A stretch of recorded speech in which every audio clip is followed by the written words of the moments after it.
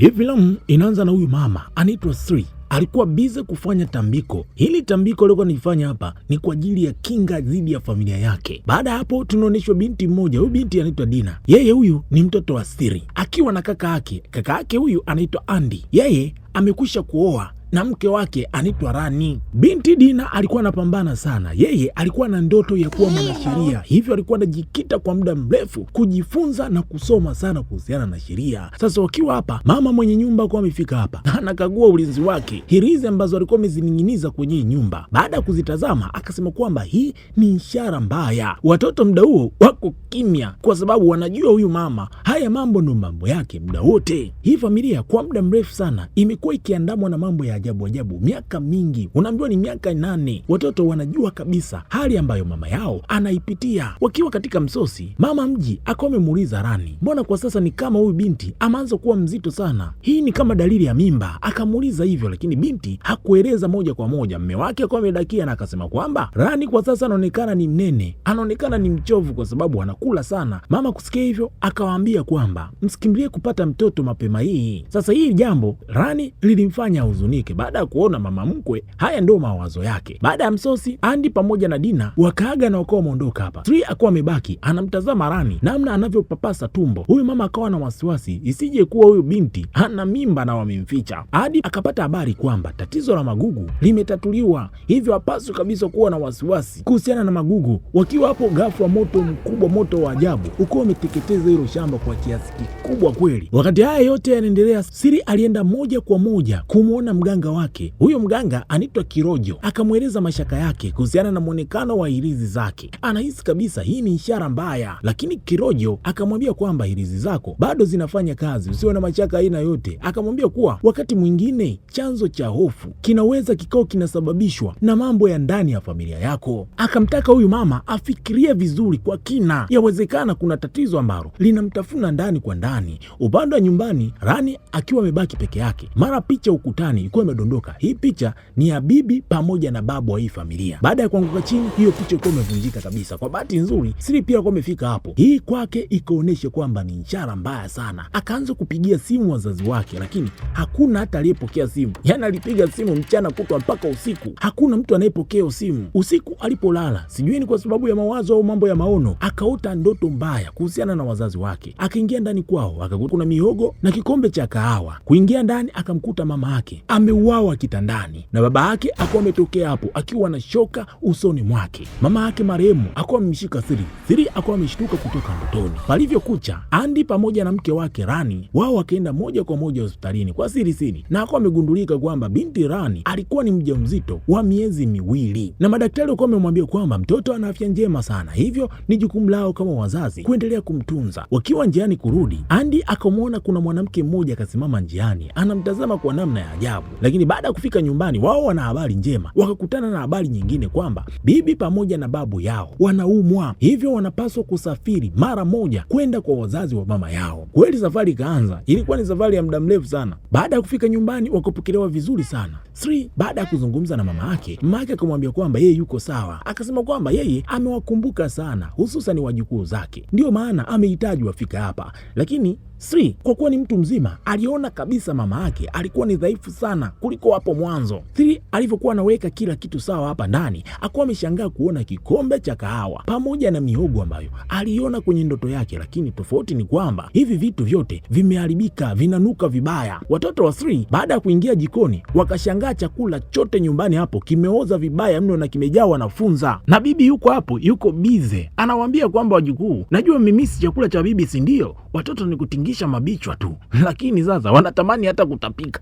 Sri ikabidi kujitolea hapo, akasema kwamba mama, wewe nenda kapumzike, mimi nitaandaa chakula. Sri akaamua kubaki hapo kupika chakula. Jiko hali ni tete, yani ogopa, vyakula vimeoza mpaka ambavyo viko ndani ya friji. Dina akachukua mizoga yote kwenda kuitupa. Akiwa huko akaona kuna paka mmoja yuko hapa, na yeye akawa amempenda sana huyo paka, akaanza kucheza na paka. Mara akasikia kuna sauti ya kishindo kutoka kwenye gara. Dina akasogea hapo kwenda kutazama, akamwona babu yake kafungua tu kisehemu cha kutoa jicho, kisha akamwambia kwamba binti, usiingie huku, kuna harufu mbaya sana, ni pachafu mno. Kisha akawa amefunga akaendelea na shughuli zake. Upande wa ndani Sri kaandaa msosi, watu wakakaa kwa ajili ya kula pamoja. Andy akaanza kukumbushia matukio yake ya zamani huko utotoni. Anasimulia jinsi ambavyo aliwahi kucheza mchezo wa kujificha yeye na bibi pamoja na babu yake. Yeye alienda kujificha katika kabati la bibi yake na bibi alimtafuta kila mahali bila mafanikio. Sasa hii story watu walikuwa wanacheka kinoma, lakini bibi pamoja na babu hawacheki, wako kimya, wanaangalia tu hii story vipi. Baada ya dakika kama 3 hivi wao ndo wanaanza kucheka kiasi kwamba mpaka wageni wakabaki wanashangaa. Usiku watu wakiwa wamelala, bibi na babu wakaanza kuelea hewani. Upande wa mama Kijacho kalala, mara akaanza kusikia kiu kinoma, akawa ametoka hapo kwenda kutafuta maji, akamwona bibi yake yuko hapo, mara katoka nje. Kwenye kujaribu kumfuata, babu akawa ametokea nyuma yake, akamwambia kwamba usijali, bibi yako huwa na tabia ya kutembea usingizini. Yeye akawa ametoka kwenda kumfuata mke wake nje huko. Upande wa Rani akiwa na mawazo sana, mume wake akamkuta katika hali hiyo, akamuuliza nini shida. Akawa amependekeza kwamba inabidi watoke wao kama wapenzi waende kutembea huko nje. Wakaomba ruhusa kwa bibi, kisha wakawa wametoka. Sasa wakiwa njiani, binti Rani ikabidi kumuuliza mume wake ili ajue vizuri historia ya familia yao. Binti anahitaji kujua kuhusiana na kifo cha baba yake Andy. Andy akaeleza kwamba kipindi ambacho yeye alikuja kumtembelea bibi pamoja na babu yake, mama yake yani Sri alijikuta katika mgogoro mkubwa sana. Sri pamoja na mwanamke mwingine alikuwa anaitwa Laila walijikuta wamempenda mwanaume mmoja.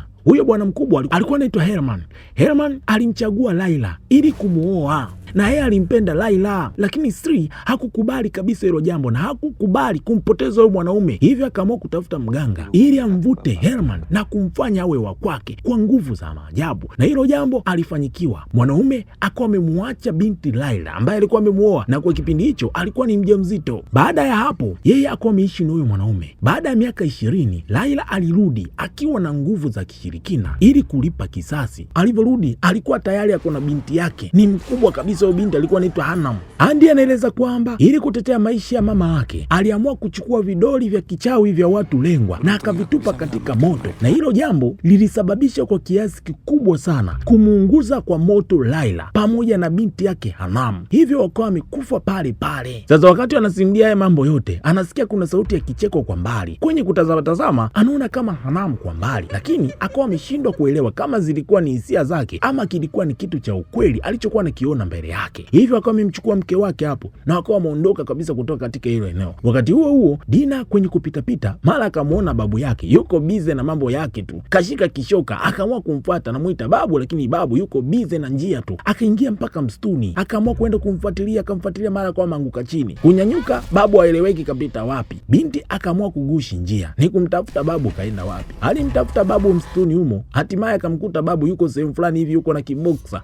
yuko bize kushambulia mnyama fulani kwa hasira kinoma. Binti baada ya kuona hili jambo likamtia hofu kubwa sana, akawa ametoka hapo mbio na kurudi nyumbani. Sasa wakati yeye anarudi nyumbani, mama yake akiwa na shughuli zake akamsikia mama yake tena, yaani hapa ni mama pamoja na mama, akamsikia mama yake anasema kwamba chini ya mwanga wa mwezi walikufa watafufuka. Dina nayo kwa amefika hapo, haelewi kabisa bibi yake anasema nini. Mara bibi akanyanyua, kumbe alikuwa anatengeneza paka kama msosi wa siku hiyo. Anasema kwamba naandaa msosi mtamu sana kwa ajili yenu mchana huu. Mara akiwa hapo, bibi kojo lilikuwa limeshuka lenyewe. Siri ikabidi kumchukua mama yake na kumpeleka bafuni ili kumweka sawa. Sasa wakati anamuogesha, akashangaa kumuona mama yake mgongoni ana majeraha ya ajabu kinoma. Siri akawa amemwahidi mama yake kwamba kwa sasa atamsimamia na atahakikisha kila kitu kitakuwa sawa. Akamuhitaji mama yake kutokuwa na wasiwasi wa aina yote. Upande wa Dina, yeye akaenda kuzika yule paka. Akiwa hapo akamwona babu yake tena karudi, akaingia moja kwa moja kwenye gara na mfuko wake wa rambo. Binti wakati anaenda kuchunguza babu yake kaleta nini, mara babu akawa ametoka hapo akafunga na mlango, kisha akawa ameondoka. Dina akabaki na wasiwasi. Usiku ulipofika, Dina ikabidi kumweleza mama yake kwa sababu ameanza kuona tabia za ajabu sana kwa babu yake. Anahisi kuna jambo la ajabu, lakini mama yake hakuamini kabisa haya mambo yote. Yeye akasema kwamba kinachowasumbua hao wazee yawezekana ni ugonjwa unaosababisha kupoteza kumbukumbu kwa sababu ya ukubwa, yani kwa sababu ya uzee. Dina haya maelezo hakuyaafiki kabisa, ikabidi kuwa mpole tu kwa sababu mama yake anaamini wazazi wake ni wamezeeka ndio maana wanasumbua. Usiku upande wa Andy alipokuwa na Rani chumbani, mara kasikia mke wake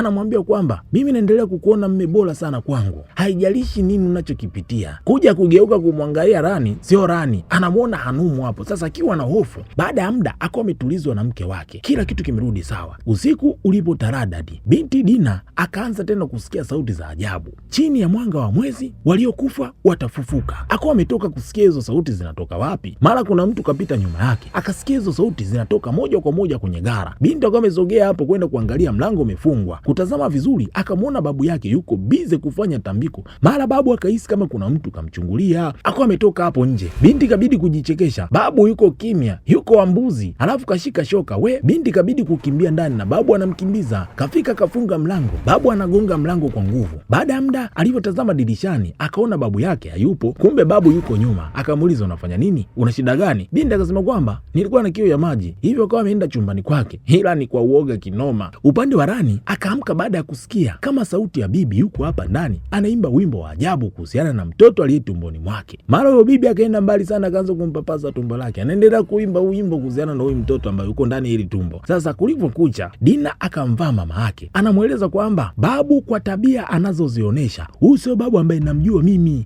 kuna jambo la ajabu liko nyuma haya mambo yote. Akamweleza kila kitu alichokiona usiku uliopita, lakini mama yake hakumwamini kabisa binti katika kile alichokisema. Akasema kwamba yeye amekwisha kufanya mambo mengi sana kwa ajili ya kulinda familia yake, yeye anaamini familia yake iko salama. Sasa upande wa Rani na yeye akamwamulia mme wake kumwambia kila kitu, akamwambia kuhusiana na wimbo wa ajabu ambao bibi yake alikuwa anamwimbia, wimbo kuhusiana na mtoto ambaye yuko ndani ya tumbo lake. Sasa kijana hakumwamini sana mke wake alichokuwa anamwambia. Siri alivyokuwa akiweka mazingira vizuri, akamwona mshikaji mmoja kafika hapa, anaitwa Budi. Huyu jamaa akafika hapa kaleta barua ya mchango wa ujenzi wa msikiti. Siri kafika hapo, wakawa wamemuuliza, wamesalimiana vizuri. Budi akasema kwamba anashangaa kwa sababu ana siku kadhaa amewahi kuja hapa mara nyingi, lakini hakuna mtu yote aliyeonekana kuishi kwenye nyumba. Aligonga milango na aligonga madirisha, lakini palikuwa kimya, hakuna mtu yote alijibu. Budi akawa amekabidhi alichokuja kukabidhi, kisha akawa ameondoka hapo. Sasa Siri akabaki na wasiwasi, akaamua kwenda kwa mama na baba yake chumbani, lakini hakuwakuta. Akauliza wajukuu, watu hawajui. Heka ikaanza, wakaanza kuwatafuta hawa watu. Dina aliongoza msafara kwa sababu mara ya mwisho alimuona babu yake msituni huku. Walienda wakatafuta mpaka akafika sehemu, akapokelewa na harufu mbaya kinoma. Kwenye kutazama wakaona kuna mizoga mingi ya mbuzi imekatwa vichwa. Rani hii hali ikamshinda kabisa, akaanza kutapika, akawa amejitenga na wenzake. Sasa akiwa anatapika akaona kuna mtu wa ajabu kavaa manguo fulani hivi kama magunia, yuko kwa mbali. Mume wake baada ya kufika hapo akamuuliza binti, kuna nini kimetokea? Binti kutazama sehemu alipomwona yule mtu katoweka. Binti hakusema neno lolote. Waliporudi nyumbani wakashangaa kukutana na mziki mkubwa sana. Baada ya kuingia humo ndani wakamkuta bibi na babu wako bize kucheza mziki kimahaba, halafu wana matope hayo kwenye miguu. Yani wao usafi sio shida zao kabisa. Watu ikabidi kudeki hapa. Sri akaenda kumwosha miguu mama yake na akawa amemrudisha sebleni. Bibi akamwambia Rani kwamba unapaswa kupumzika zaidi, usijitese sana, unatakiwa kujali mtoto aliye tumboni mwako. Sri baada ya kusikia hili jambo akawa ameshtuka sana, hakuwahi kujua kwamba Rani ni mjamzito. Andi kama mwanaume ikabidi kudaka na akawa amemjibu mama yake, akamwambia kwamba kweli Rani ni mjamzito. Mama akawa ameshangaa sana, kwa nini alifichwa jambo kubwa kama hili. Badala ya kufurahi, Sri alionekana kuwa na hofu kubwa sana. Usiku huo Andi akiwa na hofu akasikia sauti ya Hanumu akimzi yake akisema kwamba hata mama yako mwenyewe anaonekana hajapenda kabisa kupata huyo mtoto, unaumiaje lakini katika hili? Kwenye kioo anamwona Hanumu yuko hapo na anacheka, lakini nyuma hakuna mtu yoyote. Kila kitu kikarudi kuwa sawa. Mshikaji akawa amerudi chumbani kwake, mlango wa chumba cha bibi na babu uko umefunguka. Akaenda kuchunguza akakuta wale wazee hawapo hapo. Kijana akienda garani kuangalia huko, anasikia kuna sauti za ajabu, wanaendelea kufanya ibada. Kwenye kuchungulia kweli akaona hao wazee wanafanya ibada hapa ya ajabu kinoma, na baada ya muda wakaanza kula nyama mbichi. Kijana akawa amepiga kelele hapa, wazee wakasikia. Kijana ikabidi kurudi chumbani mbio. Upande wa Sri kasikia sauti ya ajabu tena, naye akawa ametoka kwenda kuangalia, akaona isiwe kesi, akaamua kurudi kwenda kulala. Mara mzimu wa mme wake uko umemkamata kimahaba. Mwanaume akaanza kumlaumu mwanamke kwamba yeye ndo sababu haya mambo yote. Sri akiwa na hofu kubwa, mara akamwona mbaya wake Laila kafika hapo, akaanza kumcheka huku anamdhi yake. Hili jambo lilikuwa limemfanya Sri kuwa na hofu kubwa sana. Asubuhi iliyofuata kulivyokucha tu, mama Sri hayupo kabisa kwenye nyumba, kaacha ujumbe tu hapa mezani. Akasema kwamba amelazimika kuondoka hapa kwa sababu amepata dharura ya muhimu. Sasa gari kaondoka kuondoka nalo, na Andi na yeye alikuwa na mpango nalo, alikuwa anahitaji kuondoka siku hiyo hiyo. Kafika hapo, Dina akawa amempatia barua ambayo mama yao ameiacha hapa. Wakaenda kwa Rani na Rani akawa amewambia kwamba alichokiona kule msituni, yule mtu wa ajabu aliyemuona. Baada ya kuwaelezea namna alivyokuwa anaonekana yule mtu, Dina pamoja na kaka yake wakawa wamegundua kabisa huyo jamaa ndiye mtu ambaye alikuwa ni mganga wa mama yao wa zamani, anaitwa Jaro. Wakiwa hapo, bibi alikuwa amefika hapo na akawa amewambia kwamba tayari amekwisha kuandaa msosi, ni mtamu huo, akawaalika kwenda kula. Kweli vijana wakawa wamefika kwenda kula mezani, watoto wakawa wamekula chakula. Upande wa Sri alienda moja kwa moja kwa mganga wake Kijoro kwenda kuomba msaada, akaeleza wasiwasi, akaeleza kila kitu. Na huyu mama kafika hapa anahitaji kutumia ule ujauzito wa Rani ailinde familia yake. Mganga akamwambia kwamba pepo waovu huwa hawapendi kabisa watu wanaowakataa, na familia yako tayari imekwisha kunaswa katika mtego wa nguvu za uchawi mweusi. Mama akasema kwamba yuko tayari kabisa kubeba gharama zote. Kaondoka nyumbani na kuiacha familia mikononi mwa baba pamoja na mama yake, japo hawa wazee wanaumwa. Mganga kusikia hivyo akasema kwamba mapepo wamekudanganya, wamekuingiza mkenge. Upande wa watoto wamemaliza kula chakula, wakaanza kuwaza nini cha kufanya. Andi akamwambia kwamba kaeni hapa, subirini. Huyu jamaa akaanza kuingiwa na wasiwasi kuhusiana na Rani. Kweli akaenda kuchunguza huko. Sasa baada ya kutoka, Dina naye akawa ametoka hapo, naye akaenda kuchunguza vitu vyake kivyake. Rani naye akawa amebaki hapo peke yake. Andi akavunja kufuli na kuingia ndani ya gara. Kwenye kutazama tazama, akaona vichwa vinne vya mbuzi weusi wamepangwa pamoja na picha ya Sri, Andi, Dina pamoja na Rani. Hii kumaanisha kwamba kuna mpango wa kichawi ulikuwa unaendelea hapa gharani. Alipoendelea kuchunguza zaidi, akashangaa kuona miili ya babu pamoja na bibi yake wameuawa kwa muda mrefu sana na wamefunikwa huku. Hii inamaanisha kwamba wale ambao wako nao mle ndani sio watu halisi. Wakati huo huo sasa, upande wa mganga Kijoro, mganga akaamua kutafuta ukweli waya mambo, akaweka maji kwenye kioo, kisha akapiga dua zake, maji yakawa amechemka kinoma hapa. Sri akaanza kutapika damu. Muda huo huo sura ya mganga wa zamani wa Sri, yani Jaro, ikawa imeonekana kwenye maji hayo. Ikasema kwamba Sri, hauwezi kukimbia hatima yako, popote utakapokwenda mashetani watakupata tu. Akacheka, kioo kiko kimepasuka na vile vioo vikamrukia na kumjeruhi Kijoro. Hali ikawa mbaya sana ya huyo mganga. Kabla Kijoro hajafariki, akamkabidhi Sri upanga wa urithi wa ulinzi wenye nguvu pamoja na hirizi nyingine ya ulinzi ambayo inaweza kumsaidia. Nguvu za ajabu zilikuwa zimemrusha huyo mganga pembeni na akawa amekufa hapo hapo.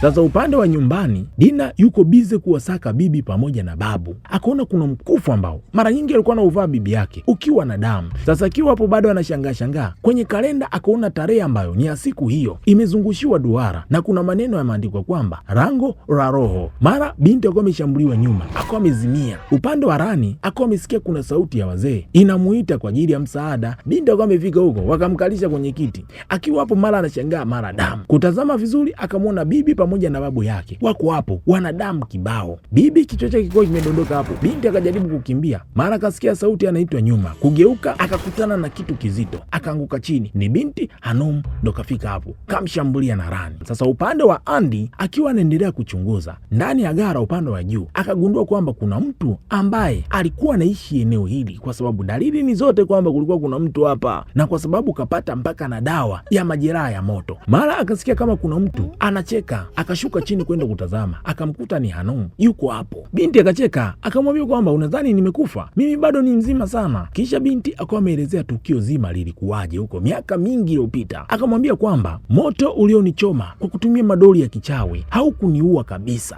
Mimi nilisaidiwa na mtu ambaye ni mwaminifu sana kwa mama yangu, anaitwa Salim. Binti akasema kwamba aliendelea kuishi huku akihifadhi chuki kubwa sana dhidi ya familia ya Sri. Hanum alisimulia kuwa Salim alijaribu kumzuia kulipiza kisasi, lakini alikataa kabisa kusikiliza huo ushauri. Yeye aliamua kuendelea kumfuatilia Sri pamoja na familia yake nzima, lakini Salim aliendelea kuhakikisha kwamba huyu binti hapati nafasi ya kulipa kisasi, na alimwambia kwamba atamripoti polisi. Licha ya kwamba Salim ni mtu aliyemsaidia sana, akaamua kumuua kabisa. Na huyu binti alikuwa ni mnyama kitambo kinoma, alikula moyo wa Salimu mbichi, mtu ambaye alimsaidia. Kisha akawa amemuita mganga Jaro ili amsaidie kulipa kisasi kwa watesi wake. Jaro alikubali kwa sababu alituhumiwa kuwa ni msaliti kwa Sri pamoja na familia yake. Binti alivamia nyumba ya wazazi wa Sri Wazee walikuwa na maisha yao mazuri tu, akawa ameua wote kikatili sana, kisha akatumia nguvu za giza kumdanganya Sri pamoja na familia yake yote ili waje hapa ili yeye apate nafasi ya kulipa kisasi chake. Andy alikuwa ameshangaa sana baada ya kujua ukweli. Mara moja Joro akawa ametokea nyuma na kumtuliza kijana, akawa amepoteza fahamu. Muda huo binti Hanum hakuwa na muda wa kupoteza kabisa, akawa amejiandaa kwa ajili ya ibada ya giza. Wakiwa chini ya mwanga wa mwezi mpevu, hapa ni kuomba lango la roho lifunguliwe, waliokufa wafufuke. Ng'ombe mweusi yuko hapa kaandaliwa kabisa. Dina pia alikuwa amefungwa yuko hapa, yaani Dina, Rani pamoja na Andy wote wako eneo hili. Andy baada ya kupata fahamu akamwona Hanum,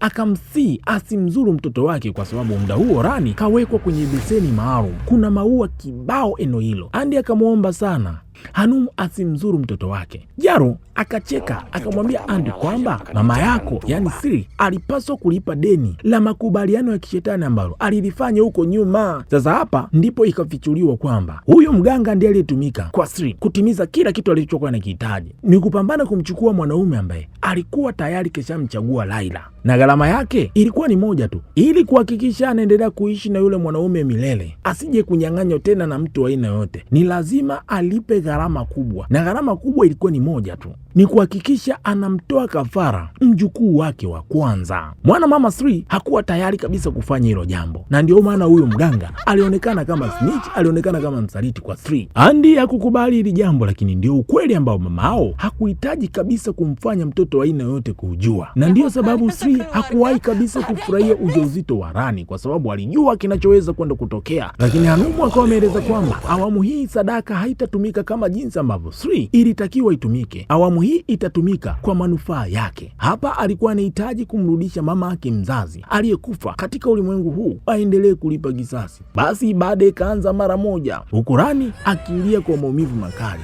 kwa sababu kiumbe kilichokuwa ndani yake ndicho kilichokuwa kinahitaji kutumika. Hanum akanyanyua kichanga kimoja akakiramba, akacheka akifurahi, akiamini ibada yake itafanyikiwa. Kweli bana, yule ng'ombe akawa amechinjwa na katika tumbo lake akawa amepatikana Laila. Laila taratibu akawa amefanyikiwa kurudi akiwa mzima mwenye afya. Hili jambo Hanum liko limemfurahisha sana, akawa amemfuata mama yake na akaenda kumkumbatia. Sasa wakati haya mambo yote yanaendelea, mwana mama Sri akawa amefika hapa kwa siri, akamfungulia Andy pamoja na Dina kimya kimya, akawa ameomba radhi kwa Andy kwa kusema ukweli kwamba kilichotokea kimekwisha kutokea. Sri akiwa amejawa majuto makubwa sana ya kuikosea familia yake pamoja na watoto wake wote. Mama akaamua kujimwagia mafuta ya petroli, kisha akajitokeza mbele, akajitoa muhanga akijaribu kwenda kumkaribia Laila. Jaro akatumia nguvu zake na akawa amemtupa mbali. Andy kuingilia akakutana nacho, Dina kuingia naye akachezea, wote wakiwa chini kwa maumivu. Sri akatumia hirizi aliyokuwa amepewa na Kijoro dhidi ya Jorwa. Mara moja hirizi hiyo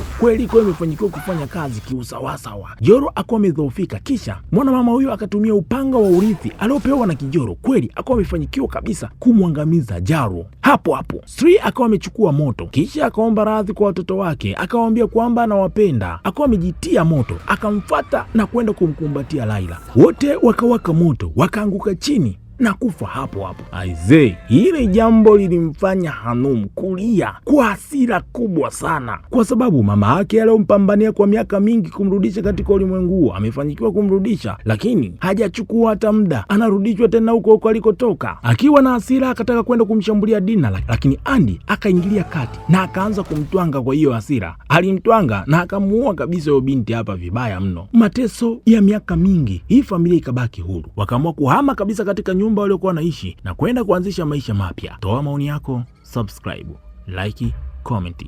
Karibu Swali Maktaba, chimbo la wajanja.